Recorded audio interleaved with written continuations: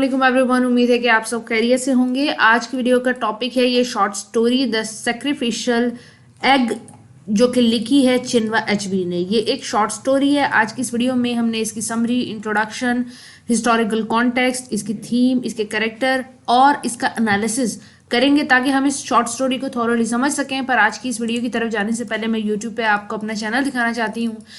BS English literature notes YouTube पे मेरा channel है, जिसको मैं BSELN भी कहती हूँ। आप भी यूट्यूब पे इसको लिख के सर्च कर सकते हैं, जिस पर लिटरेचर और लिंग्विस्टिक्स के बहुत सारे टॉपिक आपको मिल जाएंगे। अच्छी बात यह है कि हर वीडियो के नोट्स उस वीडियो के डिस्क्रिप्शन बॉक्स में दिए हुए होते हैं। जैसे ये वीडियो है, ये वीडियो का डिस्क्रिप्शन बॉक्स है और इसके अंदर यहाँ लिंक दिया हुआ होगा जब आप इसको ओपन करेंगे। अब चलते हैं अपने आज के टॉपिक की तरफ, जिसमें हमने द सैक्रिफिशियल एग यानी कि कुर्बानी का अंडा, या सैक्रिफिशियल एग से मुराद ये भी ली जा सकती है कि सदके का अंडा। और सदके का अंडा जो है, ये चिन्वा एचबी ने एक शॉर्ट स्टोरी का टाइटल भी दिया है, जिसको हमने डिटेल के अंदर स्टडी करनी है। इंट्रोडक्शन से इसको स्टार्ट करते हैं। ये जो शॉर्ट स्टोरी चिन्वा एचबी ने लिखी है, बेसिकली ये बहुत सारी थीम्स के ऊपर वर्क कर रही है। एक थीम जिसमें से है कि वेस्टर्न इन्फ्लुएंस, जो कि नाइजीरिया के अंदर ब्रिटिश कॉलोनियल रूल की वजह से था, उसको डिपिक्ट करना। यानी कि ब्रिटेन ने जब कॉलोनियलिज्म स्टार्ट किया तो अफ्रीका के अंदर भी कॉलोनियलिज्म किया। अब चिन्वा एचबी जो ये स्टोरी लिख रहे हैं, ये साउदर्न नाइजीरिया के लिख रहे हैं। साउदर्न ईस्टर्न नाइजीरिया के अंदर जो ईबो कल्चर मौजूद है, उसके अंदर दिखा रहे हैं कि किस तरीके से ईबो कल्चर को, साउदर्न ईस्टर्न नाइजीरिया को ब्रिटिश रूल ने तबाह बर्बाद कर दिया। ना सिर्फ कल्चर को तबाह बर्बाद किया, बल्कि इस स्टोरी के अंदर वो बताते हैं कि किस तरीके से जो चिकन पॉक्स हैं, जो स्मॉल पॉक्स हैं, यानी कि बीमारियां जो हैं, वो किस तरीके से ईबो कल्चर के अंदर इंट्रोड्यूस कराई, नाइजीरिया के अंदर इंट्रोड्यूस कराई, जिसका क्योर नहीं था उनके पास। स्टोरी स्टार्ट होती है हमारे प्रोटैगनिस्ट, हमारे हीरो, जिसका नाम है जूलियस ओबी।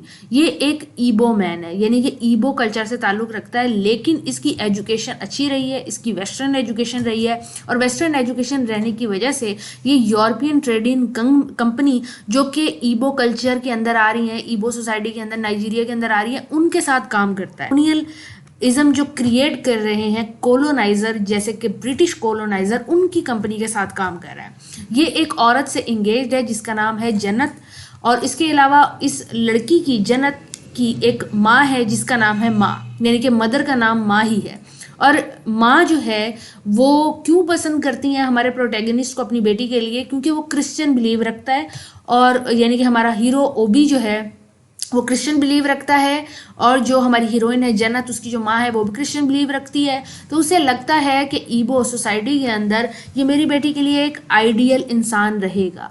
स्टोरी जैसे स्टार्ट होती है, दिखाया जाता है कि जो जूलियस हमारा हीरो है, उसका नाम ओबी भी है, वो एक ओपन मार्केट, यानी कि एक मेन बाजार में मौजूद है। ओपन मार्केट बेसिकली खुले बाजार को कहते हैं, और उस बाजार का नाम उमोरो है। अब प्रोनाउंसिएशन मुख्तलिफ हो सकता है नाइजीरियन लोग इसको डिफरेंट तरीके से प्रोनाउंस करते हो, आप स्पेलिंग देख सकते हैं। एक स्मॉल विलेज है उमोरो, उसके अंदर एक ओपन मार्केट है, यानी कि एक बाजार लगा हुआ है। जैसे हमारा संडे बाजार होता है, हमारा फ्राइडे बाजार होता है, लंडा बाजार होता है, इसी तरह वहाँ पे एक ओपन मार्केट है। और ये ओपन मार्केट जो है, ये एक स्पेसिफिक दिन, एक स्पेसिफिक डे ऑफ वीक को ओपन की जाती है। और इस टाइम पीरियड के अंदर जब ये बाजार लगता है तो इर्द गिर्द के लोग, इर्द गिर्द के शहरों के लोग, हत्ता के जो कोलोनाइज़र, ब्रिटिश कोलोनाइज़र मौजूद हैं गांव के अंदर, वो भी इस बाज़ार को आके इंजॉय करते हैं। और फर्दर स्टोरी के अंदर दिखाया जाता है कि जो स्मॉल पॉक्स, जो कि चिकन पॉक्स जैसे दाने निकलते हैं जिनसे लोगों की डेथ भी हो सकती है, वो ईबो कम्युनिटी के अंदर आ चुका है। क्योंकि ईबो कम्युनिटी जो है वो नाइजीरिया की है, अफ्रीका की है, और उनके अपने ही बिलीव्स हैं डाइटीज के ऊपर। यानी कि डाइटी से मुराद उनके बिलीव सुपरस्टिशंस भी हो सकते हैं, खुदाओं पे हो सकते हैं कि खुदा पत्थर में भी रहता है, खुदा दरख्त में भी रहता है, खुदा झाड़ियों में रहता है, इस तरह के। यानी कि अगर कोई उन पे अजाब आता है या कोई बीमारी आती है तो वो समझते हैं कि हमसे कोई खुदा नाराज हो गया है, पानी का खुदा, ज़मीन का खुदा, समंदर का खुदा हमसे नाराज हो गया है, इस वजह से हम पे ये बीमारी आई है। अब ईबो कम्युनिटी जो स्मॉल पॉक्स बीमारी आई है उसको उन्होंने एक खुदा का नाम दे दिया है जिसका नाम उन्होंने कटप्पा रखा है कि ये जो बीमारी है ये बेसिकली कोई शैतान है और इसका नाम है कटप्पा। स्टोरी फर्दर आगे जाती है जिसके अंदर दिखाते हैं कि जो जूलियस है वो जन्नत और माँ के लिए बहुत ज़्यादा परेशान होता है क्योंकि पूरा वो हफ्ता उनसे मिला नहीं होता। पूरा हफ्ता क्यों नहीं मिला होता? क्योंकि स्मॉल पॉक्स का एपिडेमिक चल रहा है। जैसे कोरोना का टाइम पीरियड आया था, कोरोना वायरस आया था तो सब क्वारंटीन हो गए थे, इसी तरह ईबो सोसाइटी के अंदर, ईबो कम्युनिटी के अंदर जब ये स्मॉल पॉक्स आया तो सारे क्वारंटीन हो गए। और एक रात ऐसी होती है कि जब जूलियस जो है वो अपने घर की तरफ वॉक कर रहा होता है, अपने घर की तरफ जा रहा होता है, तो उसका जो पैर है वो रोड पे एक सदका दिए हुए अंडे पे पड़ता है।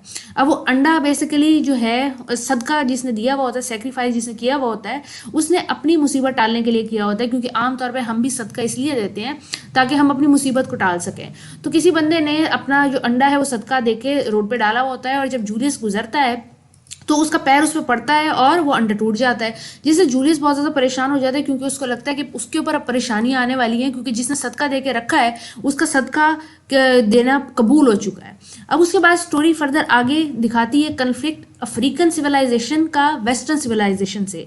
नाइजीरिया अफ्रीका के अंदर वाक़ है और अफ्रीका के अंदर भी स्मॉल गांव जो ईबो है उसका जिक्र किया गया है, और फिर उसके अंदर कोलोनाइजर यानी कि वेस्टर्न लोग, ब्रिटिश लोग मौजूद हैं और यूरोपियन कल्चर को दिखाया गया है। इसके अंदर अगर हम थीम देखें तो इंडिजियस कल्चर के बारे में बताया हुआ है कि किस तरीके से जो ईबो कल्चर था, बेशक वो छोटा कल्चर था, छोटे पैमाने पे था, लेकिन कितना स्ट्रॉन्ग था, और कलोनियलिज्म का नेगेटिव इम्पैक्ट दिखाया है। उसके अलावा वहाँ पे एम्प्टीनेस और लॉस भी इस स्टोरी के अंदर आपको नजर आएगा। ये एक ब्रीफ ओवरव्यू आपको इसलिए दिया है ताकि आपको स्टोरी समझ आ सके। अब कैरेक्टर्स को पढ़ते हैं, उसके बाद हम इसकी जो स्टार्टिंग है स्टोरी की वो देखेंगे और फिर हम समरी की तरफ चलेंगे। कैरेक्टर के अंदर सबसे पहले जूलियस ओबी, दोनों नाम से स्टोरी में पुकारा जाता है, जूलियस भी और ओबी भी। ये हीरो है, प्रोटैगनिस्ट है, मेन बंदा है। जूलियस एक ईबो मैन है, यानी कि ईबो कल्चर के अंदर पैदा हुआ है और इसकी जो स्कूलिंग है वो मिशनरी है, जो कि वेस्टर्न एजुकेशन पे से ताल्लुक रखता है, या वेस्टर्न लोगों ने वहाँ पे स्कूल बनाया हुआ है मिशनरी, उसके अंदर पढ़ा हुआ है। तो इसकी इंग्लिश ज़्यादा अच्छी है और ये एक यूरोपियन ट्रेडिंग कंपनी के साथ काम करता है। अपनी ही कम्युनिटी की एक औरत जन्नत से इसकी इंगेजमेंट हुई भी होती है। इसके अलावा कैरेक्टर ऑफ माँ दिखाया जाता है जो कि जन्नत की माँ है और इसके कुछ डायलॉग भी हैं, और माँ जो है वो हमारे हीरो से बात करती हुई भी नजर आती है। इसका जो बिलीव है वो क्रिश्चियन है और क्रिश्चियनिटी पे बिलीव रखती है, लेकिन ये फिर भी ईबो कम्युनिटी की जो सुपरस्टिशंस मौजूद हैं, जैसे कि मैंने आपको बताया, वो डाइटीज़ को मानते हैं। कोई उन पर परेशानी आती है तो उनको लगता है कि खुदा नाराज़ हो गया है जिसको सेक्रीफाइस करने की ज़रूरत है, यानी कि सेक्रीफाइस खुदा को करने की ज़रूरत नहीं है, उसकी आगे कोई सेक्रीफाइस करने की ज़रूरत है, जैसे बकरा काटना हो गया, ये कोई भी चीज़ हो गई। तो माँ जो है बिलीव रखती है। जन्नत जो है वो बेसिकली उसकी कोई डायलॉग्स नहीं नज़र आते, और वो जूलियस जो जन्नत है वो जूलियस की फियांसे है। इसके अलावा चीफ क्लर्क भी नज़र आता है जो कि जूलियस का बॉस है और ट्रेडिंग कंपनी के अंदर उसके साथ रहता है। उसका नाम नहीं है और ज़्यादा उसके जो एट्रीब्यूट्स हैं वो भी नहीं बताए गए। चिन्वा एचबी हैं, जब वो ये कहानी नरेट कर रहे होते हैं तो वो फ्लैशबैक्स दिखा रहे होते हैं कलोनियलिज्म के टाइम पीरियड के, और जो जूलियस है वो बेसिकली ये फ्लैशबैक्स देख रहा है। जो ईबो कम्युनिटी है ये चिन्वा एचबी के टाइम पीरियड में यही होता था कि लोग ओरल स्टोरीज पे ज़्यादा, जैसे हमारे दादा सुनाते हैं, नानियाँ हमें कहानियाँ सुनाती हैं, इसी तरह चिन्वा एचबी इस स्टोरी को लिखते हैं जैसे वो हमें एक कहानी सुना रहे हों। अब वो कहानी के अंदर सारी जो उन्होंने देखी हुई चीज़ें हैं उसके बारे में बात कर रहे हैं। इसके बाद अगर थीम को देखें तो कल्चरल हेरिटेज आपको ईबो कम्युनिटी का नज़र आएगा, ब्रिटिश कलोनियलिज्म नजर आएगा, clash between western education and indigenous belief, यानी कि जो ईबो कम्युनिटी के बिलीव्स हैं पुराने ट्रेडिशनल, वो नजर आएगा। उसके अलावा आपको स्मॉल पॉक्स और सुपर नेचुरल एंटिटीज से मुराद ये है कि हवाओं का खुदा, खुराक का खुदा, और इसके अलावा जो सुपर नेचुरल बिलीव्स होते हैं, मनहूसत, नज़र, ये सारी चीज़ें नज़र आएंगी। इसके बाद एचवी जो है वो लोकल कस्टम और ट्रेडिशन के बारे में भी दिखाएगा। ये कहानी जो है एक स्ट्रॉन्ग थीम रखती है जो कि कलोनियलिज्म है, जो कि कलोनियलिज्म दो कम्युनिटीज़ के दरमियान में है, एक नाइजीरिया और ब्रिटेन के दरमियान में। ब्रिटेन जो है वो कोलोनाइजर हैं और उन्होंने जिस जगह को कोलोनाइज किया है वो नाइजीरिया है। अब वहाँ पे ईबो कम्युनिटी और ईबो कल्चर के बारे में जो पूरी स्टोरी है ये हमें चिन्वा एचबी बताते हैं। ये स्टोरी जो है ये एक एलेगरी भी है। एलेगरी एक ऐसी स्टोरी बयान करना होता है जिसके अंदर पास्ट की बातें प्रेजेंट में करके बताएं, यानी कि पास्ट के जो भी वाकयात हैं वो अगर कोई बताने लग जाए, आपको सुनाने लग जाए, जैसे नानी दादियाँ कहानियाँ सुनाती थी, तो वो क्या है, बेसिकली एलेगोरिकल सिस्टम। अब समरी की तरफ चलते हैं और समरी को डिटेल में समझने की कोशिश करते हैं ताकि हमें ये स्टोरी समझ आ सके। वैसे तो ये शॉर्ट स्टोरी है लेकिन इसको 4 पार्ट के अंदर डिवाइड किया जा सकता है। स्टार्ट लेते हैं जूलियस ओबी से।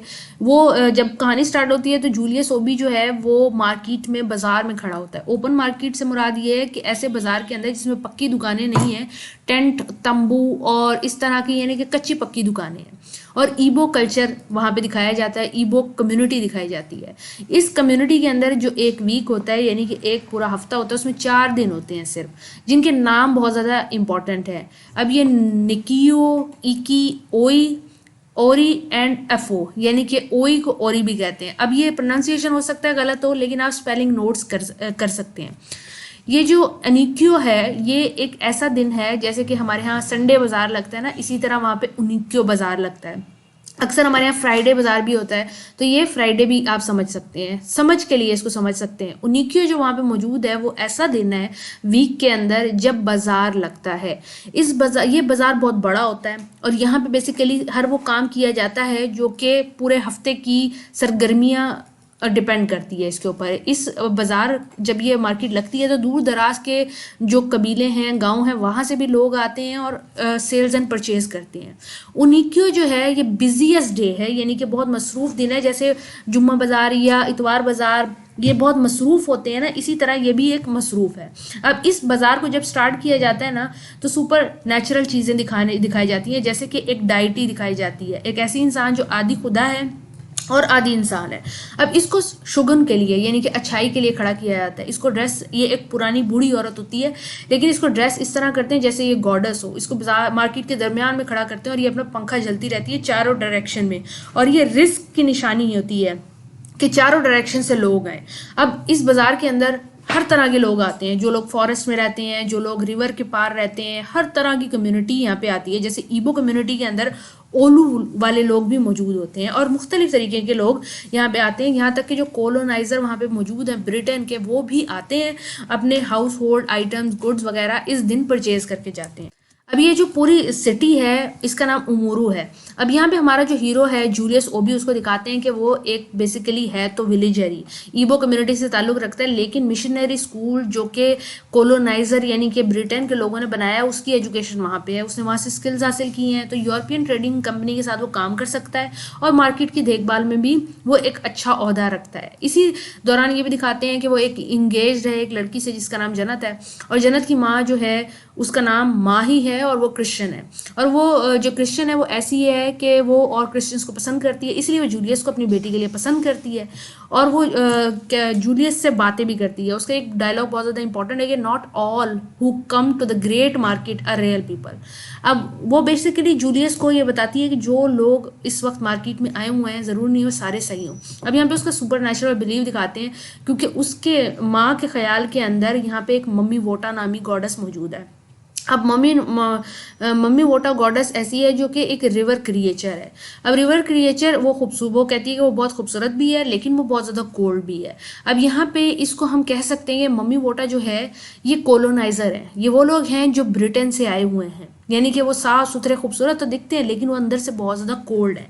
इसके बाद मार्केट दिखाते हैं कि मार्केट जो है आज वो इतनी लश पश नहीं भरी हुई, उम्रों के अंदर जो लोग हैं वो आज इतने मार्केट में नहीं है। तो जो पता है हमारे हीरो को, ओबी को, जूलियस को, कि क्यों नहीं आए, क्योंकि स्मॉल पॉक्स की डिजीज़ ईबो कम्युनिटी के अंदर फैली हुई है और ईबो के लोग इसको कटप्पा कहते हैं, इसको कटप्पा नाम से कहते हैं। और वो ये कहते हैं कि एक ईवल डाइटी यानी कि एक ईवल खुदा है, वो डिमांड कर रहा है सेक्रीफाइस को, और वो जो खुदा है वो सॉइल का खुदा है और वो चाहता है कि हम किसी इंसान की बलि चढ़ाएं ताकि ये प्लेग हम पे से हटे, क्योंकि वो सुपर नेचुरल सुपरस्टिशियस लोग हैं, इसलिए वो इन बातों पर ध्यान रखते हैं। और जब स्मॉल पॉक्स होते हैं तो इंसान के जिस्म के ऊपर स्कार्स छोड़ जाते हैं, उनके ऊपर ब्लिस्टर्स छोड़ जाते हैं, तो इनकी ये ख्याल है कि ये ना एक आर्टिस्ट का काम है, ये एक खुदा का ही काम है। तो जो विक्टिम होते हैं वो जब मरते हैं तो उनके ऊपर निशानात होते हैं, तो खुदा ही कर सकता है, तो खुदाई कोई चीज़ है। वो नहीं जानते कि मेडिकली ये स्मॉल पॉक्स है, हम अपने समझने के लिए उसे स्मॉल पॉक्स कह रहे हैं लेकिन उम्रों के लोगों को नहीं पता कि ये स्मॉल पॉक्स है। इसके अलावा दिखाया जाता है कि किस तरीके से जो एक बिजी मार्केट होती है वो बिल्कुल ही खाली हुई पड़ी होती है। अब इसी टाइम पीरियड में दिखाया जाता है कि सबको कहा जाता है कि सब अपने घर पे रहें, कोई बाहर ना निकले, क्योंकि जो स्मॉल पॉक्स है वो तेज़ी से फैला हुआ है। अब यहाँ पे मार्केट में लोगों का ये भी ख्याल होता है कि जो स्मॉल पॉक्स है ये हमारे अंदर मौजूद नहीं था, जो क्राउड के अंदर स्ट्रेंजर लोग मौजूद हैं उनके अंदर था, यानी कि जो ब्रिटिश कोलोनाइजर लोग हैं जिन्होंने कोलोनाइज किया हमारी सोसाइटी को, वो ये बीमारी लेके आए हैं। अब जो हमारा मेन कैरेक्टर जूलियस है वो परेशान है जन्नत और माँ के लिए, क्योंकि वो उनसे हफ्ते से नहीं मिला, और जब वो माँ से मिलता है तो वो माँ उसे कहती है कि हमें एक दूसरे से मिलने की अब ज़रूरत नहीं है, क्योंकि ये एक एपिडेमिक का सीन है, हमें क्वारंटीन रहना चाहिए, हमें अलग रहना चाहिए जब तक कि हम ये क्वारंटीन ख़त्म नहीं हो जाता। जिस पे जूलियस बहुत ज़्यादा उदास हो जाता है। अब जो माँ होती है वो बहुत ज़्यादा फिक्रमंद होती है, उनके रोड के ही पार उनके एक घर होता है जिसके अंदर ही स्मॉल पॉक्स की बीमारी फैल चुकी होती है, तो वो मना कर देता है। जूलियस जो है वो कहता है कि अच्छा नहीं मिलना चाहिए, तो वो उदास तो हो रहा होता है, साथ वो जब जा रहा होता है तो वो जन्नत से हाथ मिलाता है, उसको गुड बाय कहता है, और वो उसके जो हार्ट है ना वो सिंक कर रहा होता है, उसको लग रहा होता है कि कुछ बुरा होने वाला है। जूलियस आगे चला जाता है और रिवर के किनारे चलने लग जाता है। कुछ टाइम गुजरता है वहाँ से, तो सडनली ना आवाज़ें आने लगती हैं कि कुछ लोग जो हैं जिनको नाइट मास्क कहा गया है। अब नाइट मास्क वो लोग हैं जो बेसिकली क्या करते हैं, ग्रुप बना के फिरते हैं और मास्क लगा के फिरते हैं, और वो रश करते हुए गुजरते हैं, साथ जो उनके रास्ते में चीज़ें आती हैं उनको रोनते हुए चले जाते हैं। ये लोग इसलिए भी फिर रहे हैं ताकि कोई भी रात को अकेले या शाम से पहले घर चला जाए, ताकि बीमारी को स्प्रेड होने से रोका जा सके। अब जूलियस जब देखता है कि ये लोग इसकी तरफ आ रहे हैं तो ये पीछे की तरफ भागता है। जैसे ही पीछे की तरफ भागता है तो इसका रोड के दरमियान के अंदर एक अंडा बड़ा होता है, अंडे पे इसका पैर लगता है और वो अंडा टूट जाता है। जूलियस वैसे तो एजुकेशन हासिल कर चुका होता है, लेकिन ये इतना सुपरस्टिशियस, अभी भी इसके अंदर ईबो कल्चर मौजूद होता है कि उसे लगता है कि उसके ऊपर बैड लक आने वाली है, क्योंकि उसने ये सदके का अंडा जो है ना ये क्रश कर दिया है, और होता भी कुछ ऐसा ही है। जूलियस अपनी जान बचा के अपने आप को साथ वाले खेतों में यानी कि छलांग लगा देता है, और जितने भी लोग जो कि 20 to 30 लोग होते हैं भागते हुए आ रहे होते हैं मास्क लगा के, ताकि लोगों में खौफ और डर पैदा कर सकें, वो गुजर जाते हैं। नेक्स्ट डे जूलियस का जो बॉस होता है चीफ क्लर्क, वो बताता है कि ये जो नौजवान नस्ल है जो कि वो 20 मैन है जो कि मास्क लगा के घूम रहे हैं, कितना उन्होंने बूढ़े लोगों को और हम लोगों को परेशान कर रखा है, और कटप्पा जो है उसको भी ज़्यादा इन्होंने परेशान कर रखा है, वरना कटप्पा तक कब का ख़त्म हो चुका होता है, यानी कि स्मॉल पॉक्स कब के ख़त्म हो चुके होते हैं अगर ये सब कुछ ना हो रहा होता। जूलियस जो है वो अपने ऑफिस में दिखाया जाता है और विंडो से बाहर देख रहा होता है, और जैसे ही रात आ रही होती है उसको तारीकी महसूस हो रही होती है, साथ वो बहुत ज़्यादा परेशान भी हो दिखाया जाता है। वो देख रहा होता है कि रोड के उस पार उसकी जो महबूबा जन्नत है और उसकी माँ है, वो दोनों जो हैं उनके चेहरे और जिस्म के ऊपर स्कार्स मौजूद हैं, यानी कि उन दोनों को भी स्मॉल पॉक्स हो गया, और वो दोनों एक दूसरे को देख सकते हैं लेकिन एक दूसरे को टच नहीं कर सकते, क्योंकि उन्हें स्मॉल पॉक्स हो चुका है जन्नत और माँ को, और उनकी डेथ होने वाली है, और जूलियस अकेला रह गया। यहाँ पे स्टोरी खत्म हो जाती है। चिन्वा एचबी बेसिकली ईबो कल्चर को दिखाते हैं कि ईबो कल्चर के अंदर बेशक बहुत सारी बुराइयां मौजूद होंगी, लेकिन बीमारियां मौजूद नहीं थी। तो हमारी जितनी बुराइयां और बीमारियां हैं ये कोलोनाइजर यानी कि ब्रिटेन के लोगों की वजह से हैं। उम्मीद है कि आपको ये शॉर्ट स्टोरी समझ आ गई होगी। Thank you for watching, take care, the next video. Allah.